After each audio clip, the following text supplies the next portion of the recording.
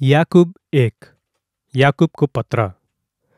परमेश्वर र प्रभु येशू ख्रिस्टको दास याकुबबाट चारैतिर तितरबितर भएका 12 कुललाई सलाम। परीक्षाको महत्त्व, उद्देश्य र इनाम। मेरा भाइहरू हो, जब तिमीहरू नाना प्रकारका परीक्षाहरूमा पर्दछौ, तब तिमीहरू यो पुरा आनन्द सम्झ, यो जानेर कि तिमीहरूको विश्वासको जाँचले धीरज उत्पन्न गर्छ।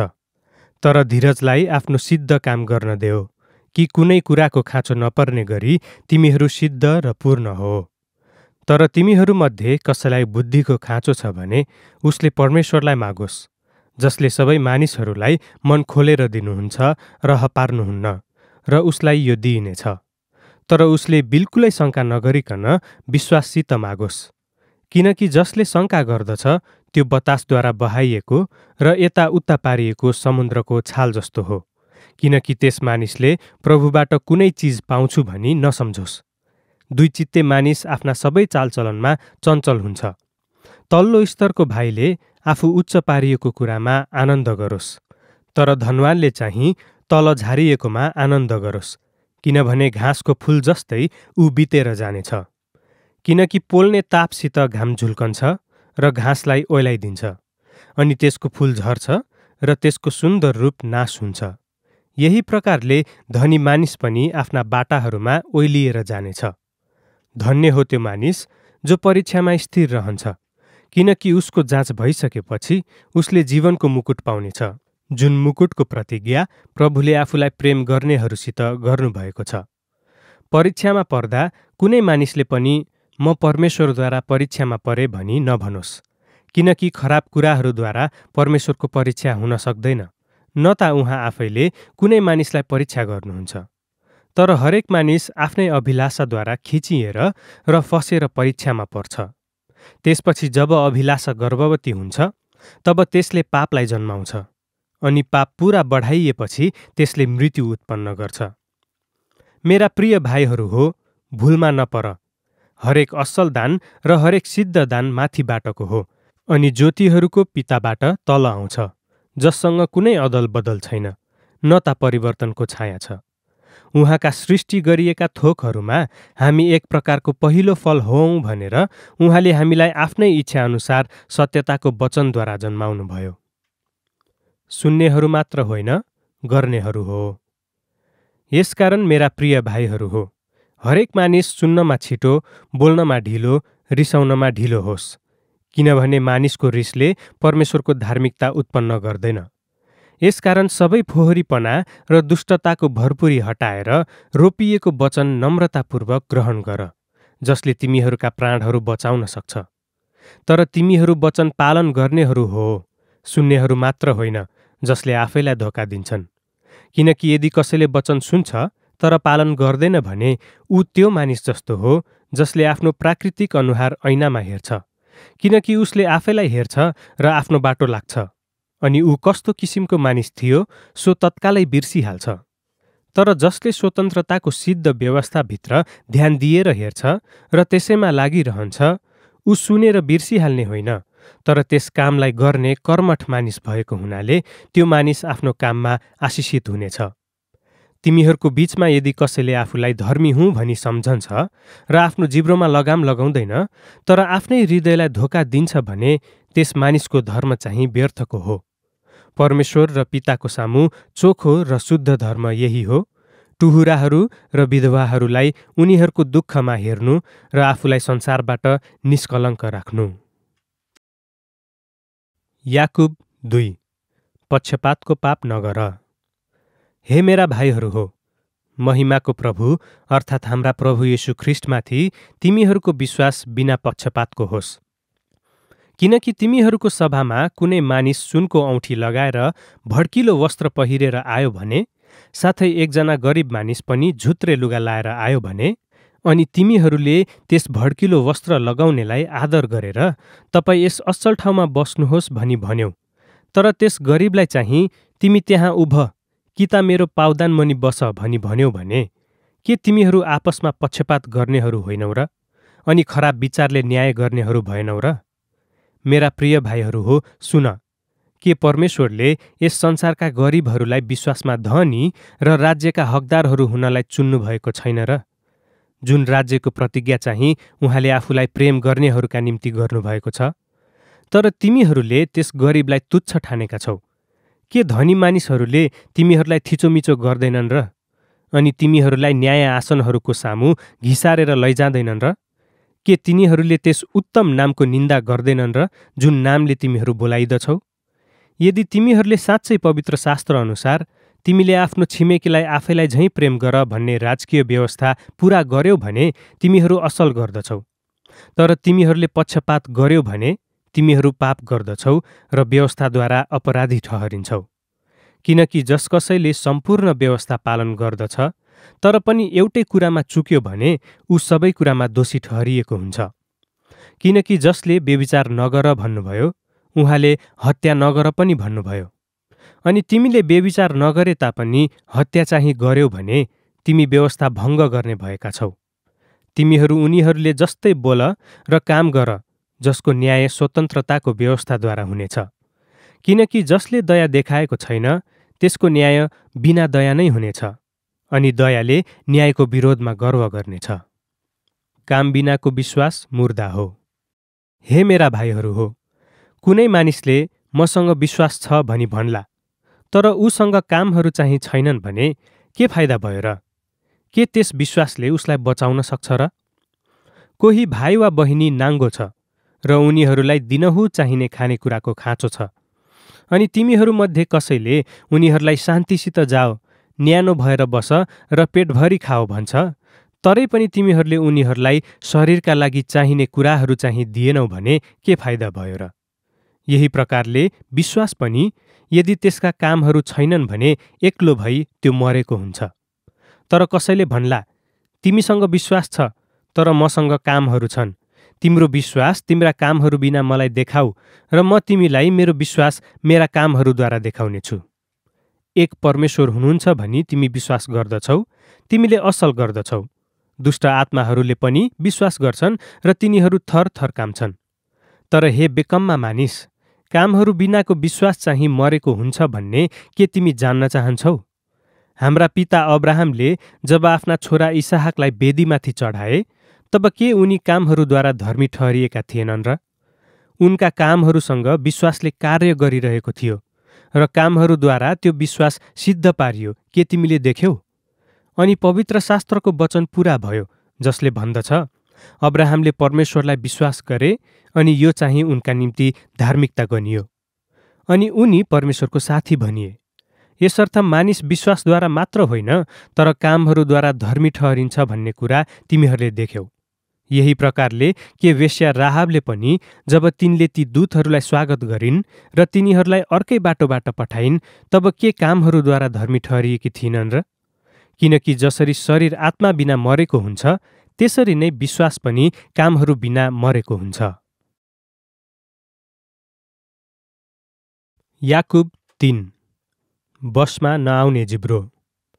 हे मेरा भाइहरू हो, धेरैजना शिक्षक नहो, यो जानेर कि हामीले झन् बढी दण्ड पाउनेछौँ। किनकि हामी सबैजना धेरै कुरामा चुक्छौँ। यदि कोही मानिस वचनमा चुक्दैन भने उही सिद्ध मानिस हो, जसले सारा शरीरमा लगाम लगाउन पनि सक्छ। हेर, हामी घोडाहरूका मुखमा तिनीहरूले हाम्रो इच्छा पालन गरून् भनेर लगाम लगाउँछौँ र तिनीहरूको सम्पूर्ण शरीर घुमाउँछौँ। पानी जहाजहरूलाई पनि हेर, ती साह्रै ठूला हुन्छन् र प्रचण्ड बतासद्वारा चलाइन्छन्, र पनि एउटा साह्रै सानो पतवारद्वारा कर्णधारले जता चाहन्छ उतै ती घुमाइन्छन्। यही प्रकारले जिब्रो पनि एउटा सानो अङ्ग हो र ठूला ठूला कुराहरूको घमण्ड गर्छ। हेर, एउटा सानो आगोले कति ठूलो वनमा आगो लगाइदिन्छ। अनि जिब्रो एउटा आगो हो, अधर्मको एउटा संसार हो। जिब्रो हाम्रा अङ्गहरूको बीचमा यसरी राखिएको छ, यसले सारा शरीरलाई अशुद्ध पार्छ र प्रकृतिको चक्रमा आगो लगाइदिन्छ, अनि यसमा नरकद्वारा आगो लागेको छ। किनकि हरेक प्रकारको जङ्गली पशु पन्छी, घस्रने जन्तु र समुद्रको जन्तु सधिन्छ र मानिस जातिद्वारा सधाइएको पनि छ, तर जिब्रोलाई चाहिँ कुनै मानिसले सधाउन सक्दैन। यो प्राणनाशक विषले भरिएको बसमा नआउने दुष्टता हो। यसैले हामी परमेश्वर र पिताको स्तुति गर्छौं र यसैले हामी परमेश्वरको स्वरूपमा बनिएका मानिसहरूलाई श्राप दिन्छौं। एउटै मुखबाट आशीर्वाद र श्राप निस्कन्छन्। हे मेरा भाइहरू हो, यी कुराहरू यस्तो हुनु हुँदैन। के धाराले एउटा मुहानबाट मिठो र तितो पानी निकाल्छ र? हे मेरा भाइहरू हो, के नेभाराको रुखले जैतुन वा दाखको बोटले नेभारा फलाउन सक्छ र? यसरी नै कुनै पनि धाराले दुवै नुनिलो र ताजा पानी दिन सक्दैन। स्वर्गीय बुद्धि र संसारिक बुद्धि। तिमीहरूको बीचमा को बुद्धिमान र समझदार छ? उसैले असल चालचलनद्वारा आफ्ना कामहरू बुद्धिको नम्रतासित देखाओस्। तर तिमीहरूको हृदयमा तितो डाहा र विरोध छ भने गर्व नगर र सत्यताको विरोधमा झुट नबोल। यो चाहिँ माथिबाट आउने बुद्धि होइन, तर यो त सांसारिक, शारीरिक, शैतानिक हो। किनकि जहाँ डाहा र विरोध हुन्छन् त्यहाँ गडबडी र हर प्रकारको दुष्ट काम हुन्छ। तर जुन बुद्धि माथिबाट आउँछ त्यो बुद्धि पहिले पवित्र हुन्छ, त्यसपछि मिलनसार, कोमल, मनाउँदा मानिहाल्ने, दया र असल असल फलले भरिएको, पक्षपात रहित र कपट रहित हुन्छ। अनि मेलमिलाप गराउनेहरूका निम्ति धार्मिकताको फल मेलमिलापमा छरिन्छ। याकुब 4। संसारसँगको मित्रता परमेश्वरसितको शत्रुता हो। तिमीहरूको बीचमा लडाई र झगडाहरू कहाँबाट आउँछन्? के तिमीहरूका अङ्ग अङ्गमा लडाई गरिरहने तिमीहरूका सुख विलासहरूबाट होइन र? तिमीहरू लालसा गर्दछौ तर पाउँदैनौ, तिमीहरू हत्या गर्दछौ र डाहा गर्दछौ तर प्राप्त गर्न सक्दैनौ। तिमीहरू झगडा गर्दछौ र लडाई गर्दछौ तरै पनि तिमीहरू पाउँदैनौ, किनभने तिमीहरू माग्दैनौ। तिमीहरू माग्दछौ तर पाउँदैनौ, किनभने आफ्ना सुख विलासाहरूमा उडाउनका निम्ति तिमीहरू बेठिक विचारले माग्दछौ। हे बेविचारी र बेविचारिनीहरू हो, संसारसँगको मित्रता चाहिँ परमेश्वरसँगको शत्रुता हो भनी के तिमीहरू जान्दैनौ? यसकारण जसले संसारको मित्र हुन चाहन्छ उसले आफूलाई परमेश्वरको शत्रु बनाउँछ। अथवा तिमीहरू के सोध्छौ? जुन आत्माले हामीभित्र बास गर्नुभएको छ उहाँ ईर्ष्यालु भएर चाहना गर्नुहुन्छ भनेर के पवित्र शास्त्रले व्यर्थै भन्दछ? तर उहाँ बढी अनुग्रह दिनुहुन्छ। यसकारण उहाँ भन्नुहुन्छ, परमेश्वरले घमण्डीहरूलाई विरोध गर्नुहुन्छ तर नम्रहरूलाई अनुग्रह दिनुहुन्छ। यसकारण आफूलाई परमेश्वरको अधीनतामा सुम्प, शैतानको सामना गर र त्यो तिमीहरूबाट भाग्नेछ। परमेश्वरको नजिकमा जाओ र उहाँ पनि तिमीहरूको नजिकमा आउनुहुनेछ। हे पापीहरू हो, आफ्ना हातहरू शुद्ध पार। हे दुईचित्तेहरू हो, आफ्ना हृदयहरू पवित्र पार।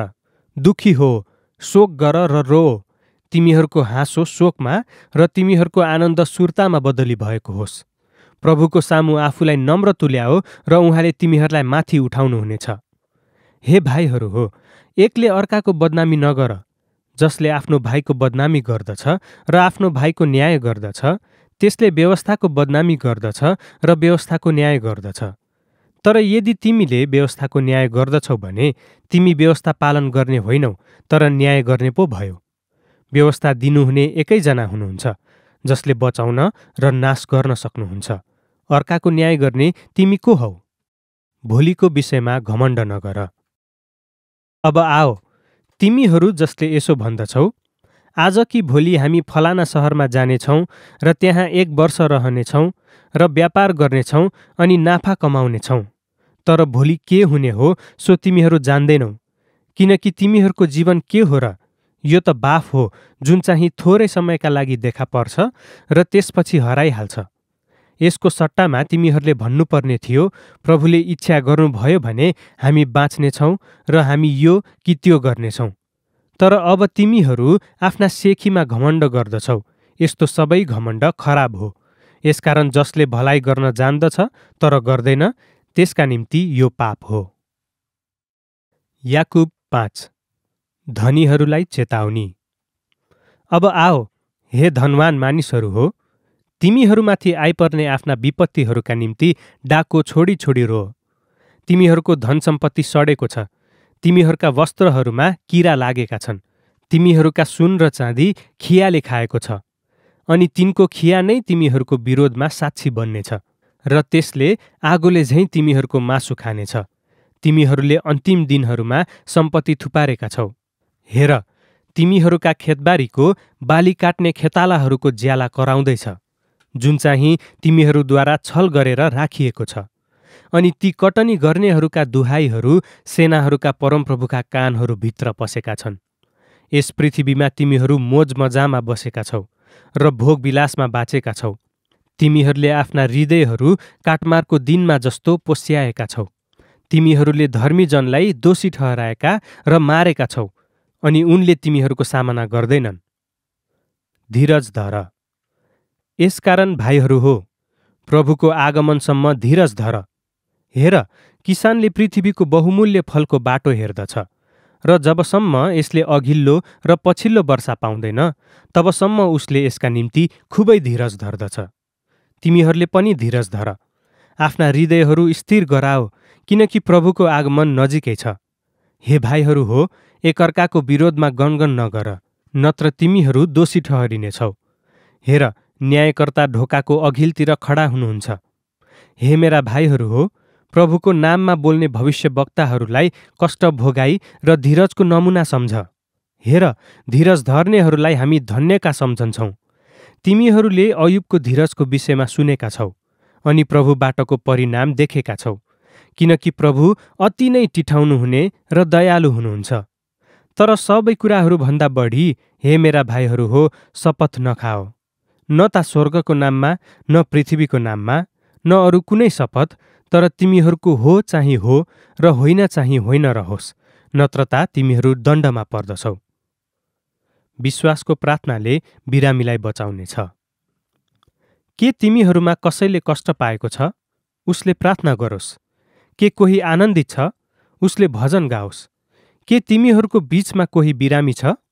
उसले मण्डलीका प्राचीनहरूलाई बोलाओस् र उनीहरूले प्रभुको नाममा उसलाई तेल घसेर उसका निम्ति प्रार्थना गरून्। अनि विश्वासको प्रार्थनाले त्यस बिरामीलाई बचाउनेछ र प्रभुले उसलाई उठाउनुहुनेछ। अनि यदि उसले पापहरू गरेको भए तापनि उसलाई ती पापहरू क्षमा हुनेछन्। निको हुनलाई तिमीहरू एकअर्काको सामु आफ्ना भुलचुकहरू मानिलेओ र एकअर्काका निम्ति प्रार्थना गर। धर्मीजनको प्रभावकारी प्रार्थनाले धेरै कुरा प्राप्त हुन्छ। एलिया पनि हामी जस्तै दुःख सुख भोगी मानिस थिए, अनि उनले पानी नपरोस् भनेर यत्नसित प्रार्थना गरे, र 3 वर्ष 6 महिनासम्म पृथ्वीमा पानी परेन। अनि उनले फेरि प्रार्थना गरे, तब आकाशले वर्षा दियो र पृथ्वीले आफ्नो फल फलायो। हे भाइहरू हो, तिमीहरूमध्ये कोही सत्यताबाट भड्कियो भने र कसैले त्यसलाई फर्काएर ल्यायो भने उसले जानोस्। जसले त्यस पापीलाई त्यसको बाटोको असत्यताबाट फर्काउँछ, उसले एउटा प्राणलाई मृत्युबाट बचाउनेछ र अनेकौं पापहरू ढाक्नेछ।